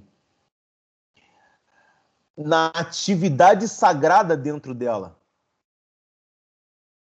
Não que o templo fechado não seja sagrado, mas é que as atividades dentro dela faz ela estar viva, faz o templo estar vivo, faz o templo estar dinâmico, faz o templo ser o círculo, né, que a gente falou no começo. Isso é valiosíssimo. Como eu entendo de maneira análoga como é o ser humano, né? Somos de Deus, somos criados de Deus, a imagem e semelhança de Deus. O Espírito Santo habita em nós, mas temos que agir conforme, né? Isso nos faz os santos. O exemplo dos santos é esse. São criaturas como todos, mas agiram de um jeito específico. Isso que os diferenciaram, né? E eu me lembro disso conforme você está falando aí, Douglas. E perfeito, cara, perfeito. E caraca, me veio uma coisa na mente, agora você vê uma contrafação satânica no marxismo, por exemplo. Ou seja, enquanto no cristianismo, isso que a gente viu agora, né, cara, você só pode participar do sagrado se você age como tal, né, se você age conforme um cristão. O Marx diz que a ideologia não serve para nada. Que a ideologia ela só vai fazer sentido se você age como tal. É a tal da ação ideológica, né? A praxe. Cara. Se você parar para pensar bem, das várias contrafações que Marx faz ao cristianismo, que a própria mentalidade revolucionária faz ao cristianismo, a própria questão escatológica, que é o cerne da mentalidade revolucionária, é uma parada meio assim, meio que satânica, né? Meio que imitando mesmo de uma forma negativa a questão do cristianismo. O ano é a realização do ciclo do mundo. Isso quer dizer que a cada ano o mundo acaba e se renova. A ida na igreja durante o ano é a transição da vida profana para uma vida santa. Cara, olha isso, bicho. O próprio livro sagrado é uma compreensão do tempo. Portanto, a liturgia e a leitura da Bíblia faz com que o homem se estenda acima do tempo. A gente está falando do tempo aqui, cara. A gente está falando do tempo quando o tempo de profano se torna sagrado. Então, o ano é essa transformação nossa. E ela vai se renovando a cada ano. Se renovando a cada ano. Agora você vê, cara, o quanto é satânico essa coisa de querer fechar o templo para as pessoas ficarem em casa. Porque é muito sério você ir ao templo e fazer os seus rituais durante um ano, porque você está renovando você está passando por cima desse tempo profano, você está além do tempo profano, você está numa zona do sagrado, e você tem isso durante todo o ano. Olha isso, cara. A liturgia nos faz viver a vida de Cristo aqui na Terra. E o próprio Messias é posicionado para além do tempo, já que venceu a morte. Ele é o sol fixo. Jesus é conhecido como condutor do tempo, o cronocractor, aquela arte do Cristo, né, que tem um olho. Isso reflete no ciclo diário. Na morte de Jesus, o céu escureceu. Cristo foi ao inferno, assim como o sol, quando se põe, entre as trevas, mas o sol reaparece, dando desfecho na ressurreição. A liturgia acompanha o movimento do sol. Cara, esse era o hábito mental medieval, né, em relação ao cristianismo. Todas as falhas e defeitos que tinha ali na Idade Média, e eu acho que o que a gente tem hoje também é um pouco do... Começou na Idade Média, né? Começou na escolástica, mas esse era o ambiente, né, dos ofícios. Isso se perdeu, eu vou terminar, mas eu tenho que fazer um fechamento com uma reflexão sobre a queda disso, né? Sobre a queda desse momento. E vamos fechar com isso, cara. Porque o que acontece? Como é que a coisa degringolou? Como a gente falou, esse hábito mental, ele vem através daquele... Hábito mental é uma expressão do Erwin Panofsky. Eu ia ler um trecho dele aqui, mas eu não vou ler não, para não ficar muito extensa a coisa. Eu tento falar alguma coisa de memória aqui. E o Olavo de Carvalho ajuda muito nisso. E nesse período que o Hugo de São Vito ele chega e fala que o que é um ofício humano, que o ofício humano é chegar a uma virtude tal para ele pelo menos sentir uma pequena dignidade de fazer parte, de ter parte na glória de Deus de novo, né? De ser imagem e semelhança dele, de imitar alguma coisa a Deus no processo de você criar coisas, né? De você ser bom, ser um bom ser humano. Ou seja, era uma virtude divina que você estava adquirindo no ofício, tudo aquilo que você fazia. Então, essa era a mentalidade monástica, da escola monástica. E essa é a mentalidade que a escola monástica, com São Tomás de Aquino, Abelardo e outros, levaram para a Universidade de Paris quando quando foi constituída ali a escolástica, né? Essa atmosfera que eles levam. Quando São Tomás de Aquino morreu, quer dizer, aconteceu uma coisa. Em 1215, o Papa Inocêncio III, ele instituiu na universidade, a universidade estava fazendo um baita sucesso, né? Muitos alunos e gerações de pessoas espetaculares, tinha aquela disputátil onde os alunos debatiam ali, chegavam a conclusões espetaculares sobre lógica, sobre tudo aquilo que eles estavam discutindo, não passava nada. E ele instituiu uma coisa chamada carreira universitária, ou seja, um plano de carreira universitária. O cara estava na universidade, ele saía dali, ele podia se tornar um doutor, um arquiteto, podia se tornar um engenheiro, podia se tornar um comissário do Papa, podia se tornar um militar de altíssima patente. Da universidade, ele tinha um alvo, um objetivo, um propósito que ele podia criar ali dentro da universidade. Ele podia criar sua carreira já ali dentro da universidade. Isso, com o tempo, vai mudando o hábito mental das pessoas e elas começam a não se interessar tanto. Essa é a sacada genial de Olavo. Vocês vão entender por quê, cara, que o Erwin Panofsky cita, mas ele não chega a essa sacada que o Olavo teve. Acho que ninguém chegou a essa sacada. Então, eles trocam aquele imaginário que eles têm de você ter um objetivo e uma virtude espiritual para se alcançar uma certa participação na glória de Deus, aquele intuito de ser bom perante Deus. Você tem um objetivo diferente agora. Esse objetivo, você tem um papel social. Você quer ser bom para você cumprir um papel social. Você quer ser um cidadão perante alguém na sociedade, ou perante ao Papa, ou perante a própria igreja, ou perante militares de altíssima patente. Então você trabalhava para esse objetivo. Não era mais com um objetivo espiritual. Tanto que as gerações dos professores monásticos, São Tomás de Aquino nunca foi aluno escolástico. Ele foi professor escolástico, ele nunca foi aluno. Então essa geração foi passando, e a coisa foi declinando. Todo esse sentido gótico, arquitetura gótica, isso foi passando. Até que chega em 1340, cara, um século depois, as disputátias na universidade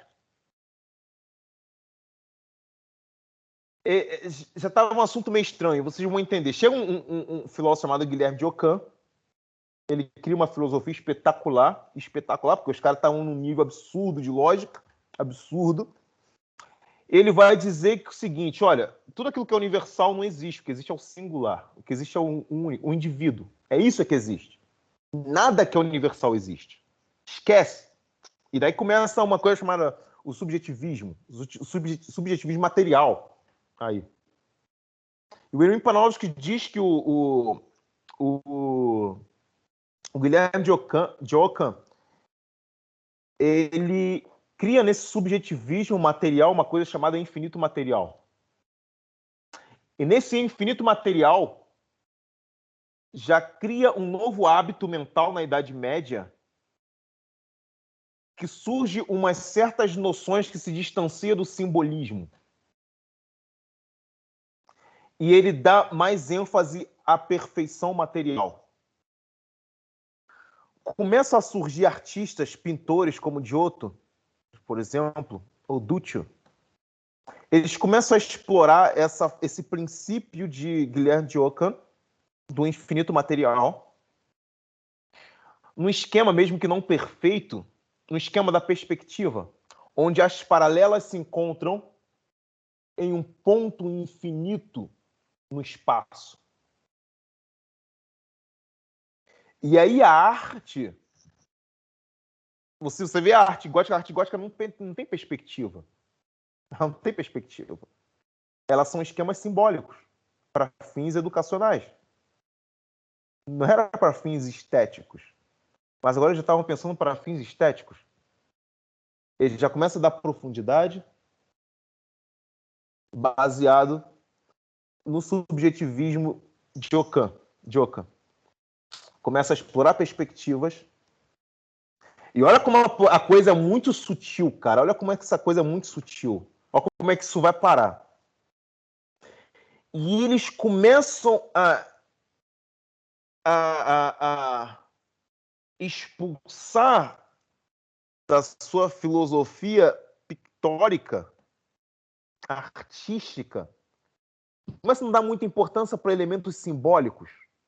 Os elementos narrativos ainda estavam ali, mas a simbólica, a profundidade simbólica dessa narrativa já não interessa tanto. O que interessa é a perfeição das formas, baseada na perspectiva. Quando a gente chega em Leonardo da Vinci ele chega a dessecar 30 corpos para poder pegar detalhes dos ligamentos humanos, os músculos, para poder fazer tudo muito perfeito ali. Tudo muito perfeito. Os esquemas simbólicos já ficam de lado. Né? Tudo perfeito. Eles pensam que eles estão tratando da realidade das coisas. Só que não. Né? O Olavo, quando ele fala sobre a filosofia do Guilherme de Ockham, ele fala o seguinte, olha, tá tudo certo ali, cara. O que ele tá falando tá tudo certo. Tá tudo perfeito. Só que o problema que ele não enxerga, e ninguém enxerga ali quando tá debatendo com o Guilherme de Ockham, que ninguém enxerga, é que, cara, olha só, ele tá falando do singular, que o que existe é o indivíduo e tudo o resto é nome, é o que chamamos de nominalismo, né? São apenas nomes, são apenas ideias. Né? Essa é a raiz do empirismo. O Guilherme de Ockham é a raiz do empirismo. O que existe são as experiências reais, com os seus sentidos e não com as suas ideias. Pô, mas espera aí. Uma coisa que ninguém perguntou para ele foi o seguinte, vem cá. Tem alguma coisa que está passando por baixo disso tudo e ninguém está discutindo. Porque se as coisas são apenas no singular, como é que você consegue dizer que um cavalo que está a 200 metros de distância, quando ele está a 1 metro de distância, é o mesmo cavalo? Como é que você consegue ver uma figura? Você só consegue ver a figura em 3D, você não consegue ver a figura em 4D, você não consegue ver os 4 lados da figura. Você sabe que aquela figura ela tem 4 lados e não 3? Se você está usando só o sentido. Você precisa da razão, você precisa da sua ideia. E se você precisa da sua ideia, você precisa de esquemas gerais, universais para isso. E o Olavo fala, cara, alguma coisa estava passando por baixo, fazendo com que ninguém entendesse. Porque ninguém associava mais a lógica à realidade. As coisas... Entende? Olha, mais tarde, Leonardo da Vinci está achando que está fazendo as coisas mais reais do que os esquemas simbólicos, mas ele não está fazendo, cara. Ele está matematizando somente as coisas. Ele está colocando somente proporções nas coisas, sem se referir à realidade. O problema é que ninguém conseguia, no século XIV ali, né, 1340, 1360, discutir a filosofia contra o Ockham, é porque todo mundo já estava envenenado com a questão da paralaxe cognitiva. Eles chegaram num esquema lógico muito profundo, muito apurado, mas ninguém se perguntava, cara, isso na realidade acontece? E o Olavo fala, por quê? O Edmund Husserl, ele refutou isso assim, ó, século XX já. Então essa coisa estava passando por baixo, porque as pessoas já estavam fora. Um abraço, Eduardo. Está fechando aqui já. Então chega aquelas perfeições geométricas da Renascença, do maneirismo e tal.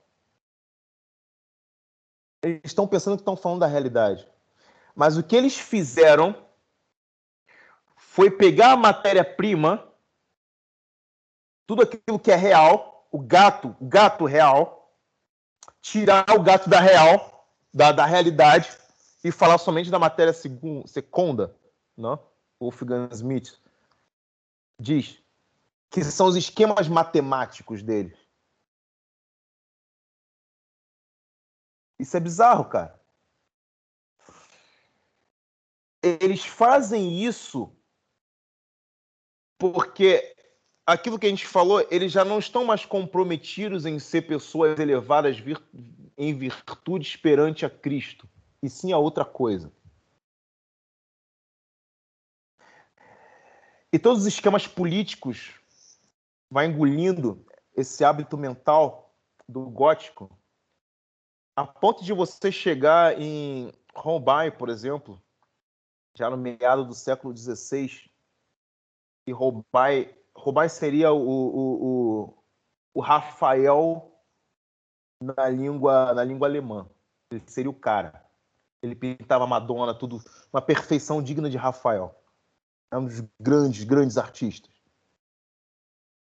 Aí a reforma impediu os artistas de pintar figuras sagradas. E os caras ficam sem emprego. Pior do que ficar sem emprego, não é ficar sem emprego. É muito pior do que isso, cara. Aquele sentimento que ele tem de estar pintando, o dom que ele diz que Deus deu para ele, aquela virtude de pintar, e ele devolvendo isso, devolvendo em dízimo, né? Porque só pode devolver assim dízimo. Aquela habilidade que ele tem fazendo uma representação do divino, porque esse é o espírito que ele tem como artista, esse é o que vem na mente dele para pintar, ele é impedido de fazer isso. O cara é cortado de fazer isso, cara. Então ele vai para a Inglaterra por uma carta de Erasmo Rotterdam, se torna amigo lá do Thomas More e tal, entra, se torna um pintor da corte e ele vira um retratista. Não pinta mais imagens sagradas. É óbvio que com o tempo isso vai ter consequência, cara. Isso vai ter consequência. E a gente vê hoje. Se for para uma academia, você faz uma pintura, você faz uma Madonna, uma academia de artes hoje, Cara. Coloca coloca um nariz de palhaço aí na Madonna e vai ficar legal. E aqui eu fecho, galera. Então a gente pode ver toda essa fronteira desde quando começou o hábito mental para a construção de uma catedral gótica, todo esse simbolismo maravilhoso que a gente viu, para a decadência, né, cara, disso tudo. Decadência disso tudo. Mas como o próprio rito da igreja diz, a gente tem que estar acima do tempo profano. E a cada ano renovar e viver no tempo sagrado. No templo. Que o tempo e tempo tem a mesma origem etimológica. E aqui eu fecho.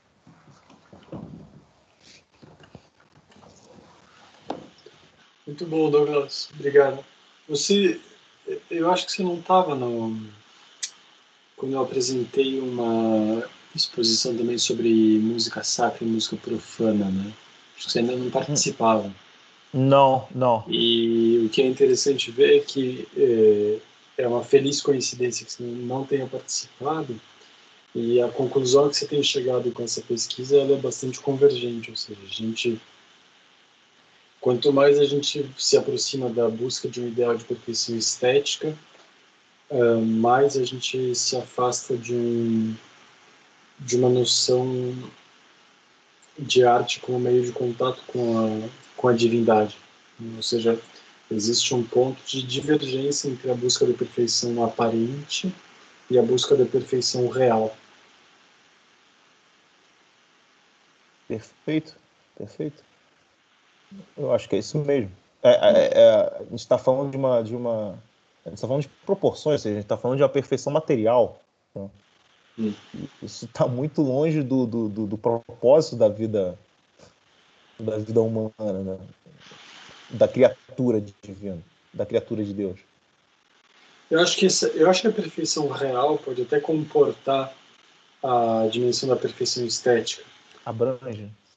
Mas abrange e ultrapassa. E na medida em que a gente vai vendo que a arte renascentista e as posteriores vão buscando completar, fechar a obra no plano estético, ou seja, elas são perfeitas do ponto de vista estético, elas vão se fechando na dimensão da manifestação material, e aí essa perfeição estética é uma espécie de cadeado para o plano transcendente. Quando na imperfeição gótica, imperfeição entre aspas, você vê que, por exemplo, as catedrais góticas raramente estão concluídas, elas raramente são simétricas, elas frequentemente alguém um século depois construiu uma torre do nada num dos lados, ou seja, esse aspecto que aparentemente aos olhos de um moderno se trata de imperfeição, ela na verdade é uma espécie de dedo apontando para a perfeição superior, né? Que é a perfeição que abrange a manifestação material, mas que já tá contemplando outras camadas, né, do plano da existência humana. Eu fiquei feliz de ver que, mesmo que você não tenha ouvido o que eu tinha dito, não, que a conclusão inexorável parece que é essa mesmo. Eu vou até procurar essa aula aí, cara. Vou até procurar para aprender alguns detalhes ali. Interessante, porque acho que é uma conclusão inevitável, cara. Sim, parece. Se a gente estudar com sinceridade, isso, pô, olha, eu sou um protestante, entendeu? Sim. Mas é aquilo que o Olavo fala, o problema da apologética é que você mente por Cristo, né? Loucura, né, cara? Então, a apologética é um mal, cara, um veneno, entendeu? Sim. Então, esse hábito mental medieval, cara, eu acho que foi o ápice que a humanidade chegou em termos de espírito cristão. Né?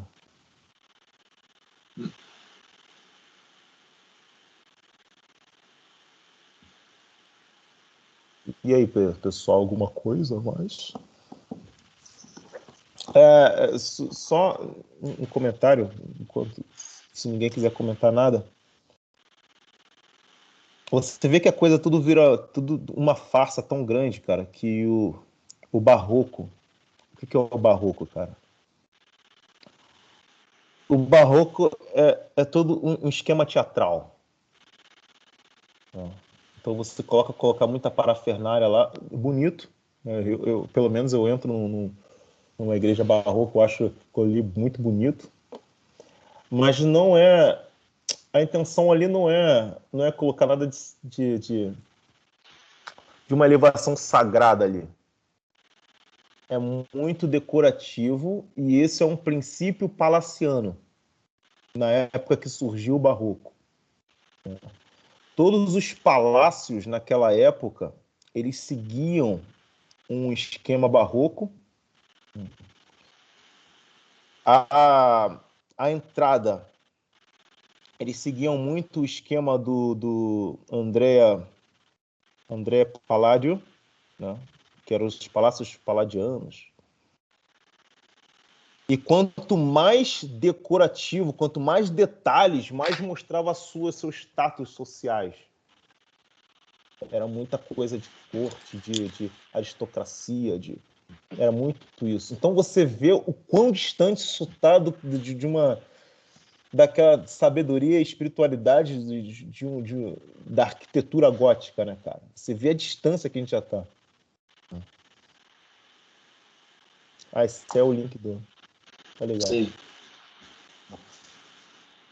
E é isso, né, cara? Isso é a consequência de você trocar, isso é muito sério. Tipo, a sua salvação por papel social. Esse foi o problema. Esse foi a merdalhada toda, hein? Esse foi a merdalhada toda, cara. E até hoje, isso eu vejo gente, por papel social, matar o próprio filho, né? Tem muitas meninas que fazem aborto aí para poder o filho não atrapalhar a carreira profissional dela. Eu tenho uma amiga não, uma conhecida aqui da família que fez isso. Entendeu? Ó a mentalidade que chegou o ser humano moderno. Não que a época medieval não tinha suas cagadas, mas eu acho que o nível de alienação de hoje em dia, cara, é uma coisa, assim, assustadora. É um progresso tecnológico acompanhado de uma alienação, né? Assim, louco, literalmente louco. Um estado de psicose, neurose, assim, nunca visto antes. E é isso. Muito bem, rapaziada. Vamos fechar? Muito bom ter um ouvido, Douglas. Eu que agradeço por vocês, cara. Sempre agradeço aí por essa oportunidade de estar fazendo parte desse grupo. E próximo ano eu já tô me planejando para ir no próximo encontro, hein, cara. Esse ano no Rio, próximo ano eu tô aí. Ela até já tá marcada, né? De 7 a 10 de julho. Boa. Estamos quase resolvendo qual que vai ser o lugar. Lituânia! Nós estamos aqui em Manaus, pô. Manaus, mano. Lituânia não é Europa não, mano. Pô, Lituânia não é um estado da Rússia, mano? Eu estava falando com os meus amigos. Ei, cara, pô, tu mora na Europa, tal? Mora na Europa, mora na União Soviética, mano. Tá na Ásia. O negócio, o bicho pega aqui. Deus quiser, até o ano que vem eu já estarei lá na Europa. Se Deus quiser, Luciano. Boa semana para vocês, amigãos. Valeu, gente. Valeu. Forte abraço. Um abraço. Obrigado. Valeu.